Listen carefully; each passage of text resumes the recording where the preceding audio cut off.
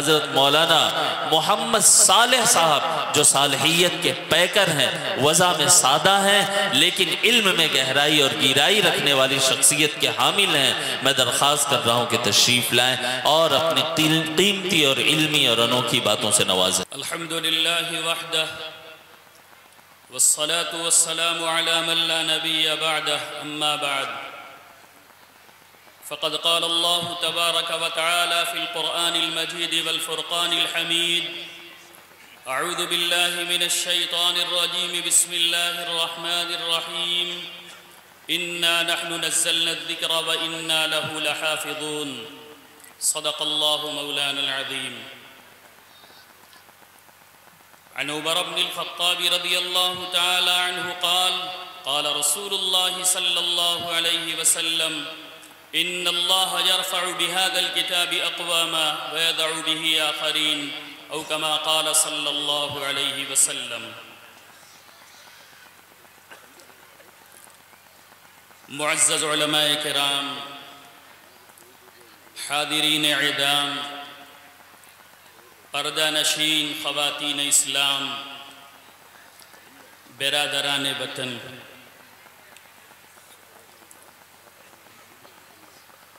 سب سے پہلے میں ایک بات عرض کر دوں کہ حضرت نادم صاحب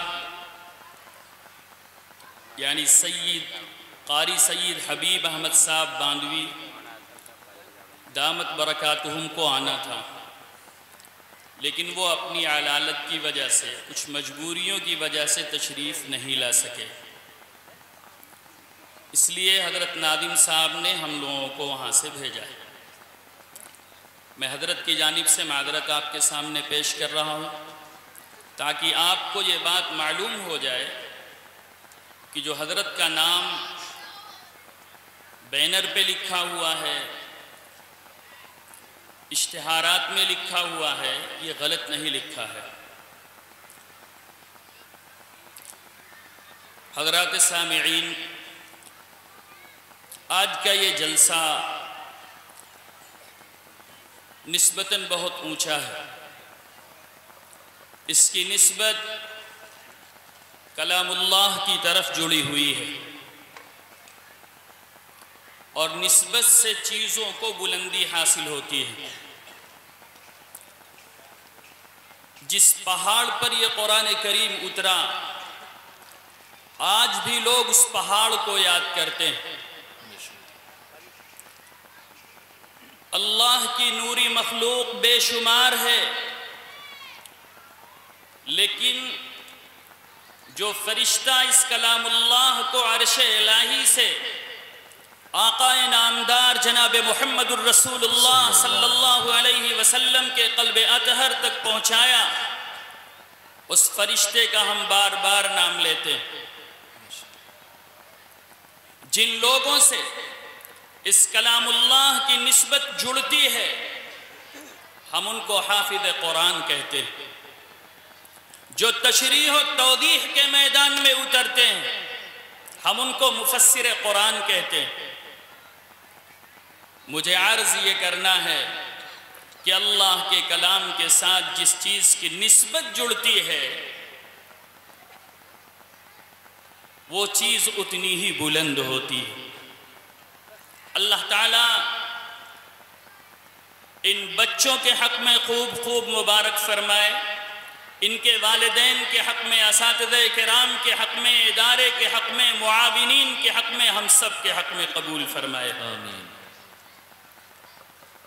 اللہ رب العزت کا یہ کلام روئے زمین پر آسمان سے 23 سال کے عرصے میں آیا، جبکہ آسمانی دوسری کتابیں دفعتاً نازل کی گئی، ایک بارگی نازل کی گئی۔ اسی لیے کفار و مشرکین کو شبہ ہوتا تھا کہ یہ کلام خدائی کلام نہیں ہے۔ وہ کہا کرتے تھے وَقَالَ الَّذِينَ كَفَرُوا لَوْلَا نُزِّلَ عَلَيْهِ الْقُرْآنُ جُمْلَةً وَاحِدَةً۔ آسمانی کتابیں ایک بارگی اتاری گئی تھی، دفعتاً اتاری گئی تھی، یہ قرآن تھوڑا تھوڑا کیوں اتارا جا رہا ہے؟ یہ ان کے دلوں میں شبہ پیدا کرتا تھا۔ قرآن کریم کا سب سے پہلا ٹکڑا سرزمین مکہ میں غار حرا میں نازل ہوا۔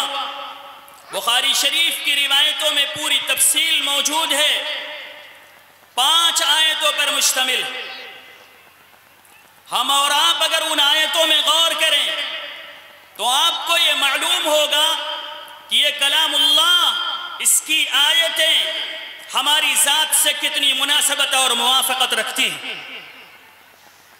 انسان ماں کے پیٹ سے سادہ لوح پیدا ہوتا ہے، خواہ وہ کسی عالم کے گھر میں پیدا ہو، خواہ وہ کسی جاہل کے گھر میں پیدا ہو، خواہ وہ سرزمین عرب میں پیدا ہو، خواہ وہ عجم کی سرزمین میں پیدا ہو، کسی بھی سرزمین میں پیدا ہو، اس کی تختی سادی ہوتی ہے۔ اب ایک بات غور کرنے کی ہے کہ اگر فرائض کے احکامات دیے جاتے، اگر یہ سب سے پہلا حکم دیا جاتا اقیموا الصلاۃ، حکم دیا جاتا وآتوا الزکاۃ، حکم دیا جاتا اتموا الحج، ہر بات کے اوپر سوال پیدا ہوتا، نماز کیسے پڑھیں ہم، حج کیسے کریں ہم، زکاۃ کیسے دیں ہم۔ سب سے پہلے اللہ رب العزت نے جو ان 5 آیتوں پر مشتمل اپنے کلام کے ٹکڑے کو اتارا ہے، اس میں حکم ہے اقرأ بسم ربک الذی خلق، خلق الانسان من علق، اقرأ وربک الاکرم الذی علم بالقلم، علم الانسان ما لم يعلم۔ پڑھو اس پروردگار کے نام سے جس نے پیدا کیا۔ اگر آپ ان 5 آیتوں کو دیکھیں غور سے، اقرأ بسم ربک الذی خلق، خلق الانسان من علق، اقرأ وربک الاکرم، ان 5 آیتوں میں 2 مرتبہ پڑھنے کا حکم دیا گیا۔ انسانی تختی سادہ ہے، اس سادہ لوح کو جب تعلیم و تربیت کے ساتھ جوڑا جائے گا، جب قرات کے ساتھ جوڑا جائے گا، تب کچھ آئے گا۔ آج اگر کوئی بھی ہمارے درمیان کھڑے ہو کر کے یہ آواز لگا دیتا ہے کہ ہم اس علاقے کے کچھ بن جائیں تو تعلیمی میدان میں ہم آپ کو آگے بڑھائیں گے، میں بہت ہی پرزور انداز میں اپنے نوجوانوں سے کہنا چاہتا ہوں، جو آدمی 1400 سال پیچھے کی سوچ ہمارے سامنے پیش کرتا ہے، ہم تالیاں بجا کر کے اس کا استقبال کرتے ہیں، ہم کس قدر بیوقوف ہیں۔ کیا ہم نے کبھی اپنے کلام اللہ کے ٹکڑے کو دیکھا کہ جس کی 5 آیتوں میں صرف 2 مرتبہ پڑھائی کا حکم آیا کہ پڑھو۔ آج افسوس ہوتا ہے جب کوئی امت مسلمہ کے اوپر تبصرہ کرتا ہے کہ آنکڑے لگائے جاتے ہیں تو سب سے زیادہ ناخواندہ ہمارے ہی بھائی نظر آتے ہیں۔ افسوس ہوتا ہے کہ جس قوم کے اوپر جو کتاب اتاری گئی، اس کتاب کا سب سے پہلا ٹکڑا ہم کو تعلیم کی طرف متوجہ کرتا ہے، پڑھائی کی طرف متوجہ کرتا ہے، اور آج وہی قوم دوسرے کے رول کو فالو کرتی ہے۔ یہ افسوس کی بات ہے۔ اور غور کیجئے، علم کا تذکرہ 3 مرتبہ ہے ان 5 آیتوں میں، اور آگے بڑھیے، اعلی علم کا تذکرہ 1 مرتبہ، قلم کا تذکرہ ہے۔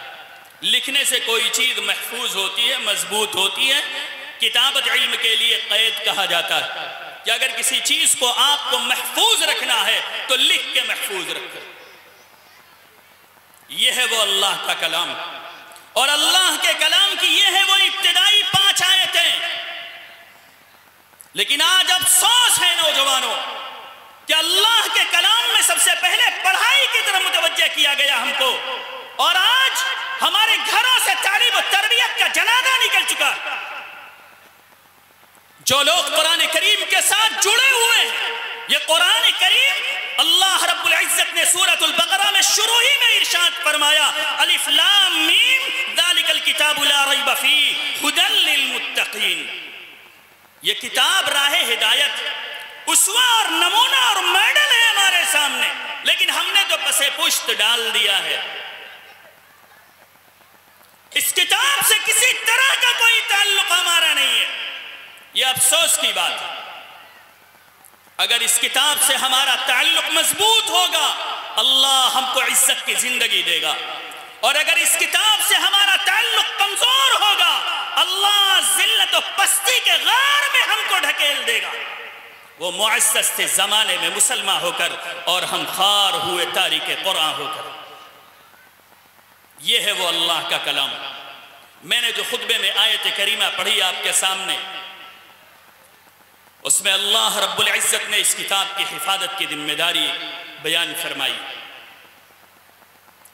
اِنَّا نَحْنُ نَزَّلْنَا الذِّكْرَ وَإِنَّا لَهُ لَحَافِظُونَ، کہ ہم نے اس قرآن کو اتارا ہے اور ہم ہی اس کے محافظ ہیں. یہ آخری کتاب ہے اللہ کی. اب اس کے بعد آسمان سے کوئی دوسری کتاب نہیں آئے گی، اور اللہ کے رسول صلی اللہ علیہ وسلم آخری نبی ہیں اللہ کے. اب آپ کے بعد کوئی پیغمبر نہیں آئے گا. یہ آخری کتاب ہمارے سامنے ہے. اب ہم سب کی ذمہ داری ہے کہ جب اللہ نے حفاظت کا ذمہ لیا، اللہ نے اپنے نبی صلی اللہ علیہ وسلم پر اتارا، کیسی حفاظت سے اتارا ہے. قرآن کریم کی زبان میں اندازہ لگائیے. نزل به الروح الامین على قلبك لتكون من المنذرین بلسان عربی مبین. اس کو جبریل امین لے کر کے اترے. فرشتوں میں سب سے معزز فرشتے ہیں، اور پہنچایا کہاں تک؟ آپ کے قلب اطہر تک پہنچایا. واضح عربی زبان میں اللہ نے اس قرآن کریم کو اتارا، اور اللہ نے اس قرآن کو کتنا آسان بنایا ہے اس کا اعلان بھی قرآن میں کیا. وَلَقَدْ يَسَّرْنَا الْقُرْآنَ لِلذِّكْرِ فَهَلْ مِن مُدَّكِرٍ. ہم نے قرآن کو آسان بنایا ہے. یہی وجہ ہے کہ ہندوستان میں پیدا ہونے والے بچے، معصوم سے بچے، ابھی میں ایک جگہ گیا تھا ادھر فاضل نگر کشی نگر کی طرف، ایک بچہ مشکل سے 8 برس کا رہا ہوگا، حافظ قرآن تھا وہ. ہم لوگوں نے اپنے ہاتھ سے سر پہ اس کے پگڑی باندھی، ابھی چند دن پہلے کی بات ہے. 8 برس کا بچہ حافظ قرآن. اگر یہ قرآن آسان نہ ہوتا تو 30 پارے کا اپنے ذہن و دماغ میں محفوظ کرنا آسان ہوتا. ہماری زبان بھی نہیں ہے، ہماری زبان تو اردو، بلکہ اردو سے بھی بگڑی ہوئی زبان ہے. کوئی ہم لکھنؤ میں نہیں پیدا ہوئے، دلی میں زندگی نہیں گزارے ہوئے ہیں کہ ہماری زبان بھی اردو محفوظ ہے. ہم لوگ تو دیہات میں پیدا ہوئے، لیکن بچہ اپنی زبان سے عربی یاد کر لیتا. آپ سوچئے ذرا کہ اگر اللہ نے آسان نہ بنایا ہوتا تو یہ قرآن ہم کو کیسے یاد ہوتا.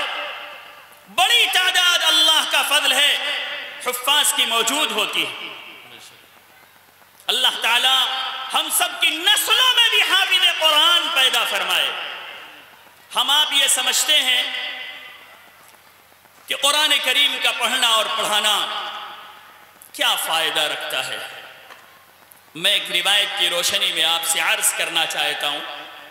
حضرت عبداللہ ابن مسعود رضی اللہ تعالیٰ عنہ کی روایت ہے، من قرأ حرفا من کتاب اللہ فلہ بی حسنۃ والحسنۃ بعشر امثالها لا اقول الف لام میم حرف ولكن الف حرف ولام حرف ومیم حرف. جس نے اللہ کی کتاب کا ایک حرف پڑھ لیا اس کو 1 نیکی ملتی ہے، اور 1 نیکی اللہ کے فضل سے 10 گنا ہو جاتی ہے.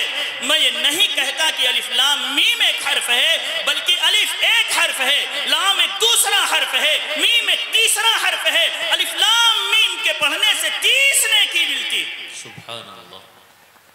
اب اندازہ لگائیے کہ جو بچے قرآن کریم کا حفظ کرتے ہیں تو قرآنی الفاظ کو وہ کتنی مرتبہ دہراتے ہیں، تب جا کے وہ ان کے ذہن و دماغ میں محفوظ ہوتا ہے. کتنی نیکیاں ان کے نام اعمال میں ہیں. اللہ ہم سب کی نیکیوں کو محفوظ رکھے، اس لیے کہ نیکیوں کا کمانا کمال نہیں ہے، بچانا کمال ہے. بچانا کمال ہے. کتنی نیکیاں ہیں ہمارا اندازہ ہو سکتا ہے. اور اس حافظ قرآن کا اعزاز کیا جائے گا بہت طریقے سے. اعزاز میں 2-1 روایتیں پیش کر کے اپنی بات پوری کروں گا، اس لیے کہ ہمارے بڑے موجود ہیں. بڑوں کی موجودگی میں بولنا یہ بھی بے ادبی ہے، لیکن حکم ہے، حکم کی تعمیل کر رہا ہوں. حضرت عبداللہ ابن عمرو ابن عاص رضی اللہ تعالیٰ عنہ کی روایت ہے، یقال لصاحب القرآن اقرأ وارتقی ورتل كما كنت ترتل في الدنيا فإن منزلك عند آخر آية تقرأها او كما قال صلی اللہ علیہ وسلم۔ حافظ قرآن سے کہا جائے گا قرآن کریم کو پڑھتے جاؤ اور جنت کے درجات کو طے کرتے چلے جاؤ۔ دیکھو خوب اطمینان سے ٹھہر ٹھہر کے پڑھو، جہاں تم کہہ دو گے من الجنت والناس، جنت کا وہی مقام تمہاری منزل اور تمہارا ٹھکانہ ہوگا۔ یہ رفع درجات کے لیے۔ یہ ہم گھر والوں کے حق میں بھی حافظ قرآن کام آئے گا۔ ایک روایت ہے، من قرأ القرآن وحفظه ادخله الله الجنة وشفعه في 10 من اہل بیتہ كلهم قد استوجبوا النار۔ جس نے قرآن کریم کو پڑھا اور اس کو یاد کر لیا، ادخلہ اللہ الجنہ، اللہ سب سے پہلا انعام یہ دیتے ہیں کہ اللہ اس کو جنت میں داخل فرمائیں گے۔ آج ہم اور آپ اس جلسے میں شریک ہیں، عزم کر کے اٹھئے کہ انشاءاللہ ہم کوشش کریں گے ہمارے گھروں میں حافظ قرآن پیدا ہو جائیں، تاکہ ہم اپنے بچے کو حافظ قرآن بنائیں گے اور وہ آخرت میں جنت کا سامان بنے گا۔ اور خالی وہی جنتی نہیں ہوگا، وَشَفَّعَهُ فِي 10 مِّنْ أَهْلِ بَيْتِهِ كُلُّهُمْ قَدْ اسْتَوْجَبُوا النَّارِ۔ حافظ قرآن 10 ایسے لوگوں کے حق میں سفارش کرے گا کہ جن کے لیے جہنم میں جانا لازم قرار دیا جا چکا۔ حافظ قرآن کی سفارش سے 10 لوگ جنتی ہوں گے، 11 لوگ جنت میں پہنچے، ایک ٹیم پوری جنت میں پہنچے گی۔ ایک بچہ اگر حافظ قرآن ہو جائے، ایک وہ پہنچے گا حافظ قرآن 10 اور 11 لوگ جنت میں جائیں گے، اور نہ جانے کتنے جائیں گے وہ بات تو الگ ہے۔ اس لیے ہم لوگ آج عزم کر کے اٹھیں کہ انشاءاللہ آج اس جلسے میں شریک ہیں، ایک بات لے کے اٹھیں گے کہ ہم اب کوشش کریں گے کہ ہمارے گھروں میں حافظ قرآن پیدا ہو جائے۔ اللہ کہنے سننے سے زیادہ ہم سب لوگوں کو عمل کی توفیق نصیب فرمائے۔ وآخر دعوانا ان الحمد للہ رب العالمین۔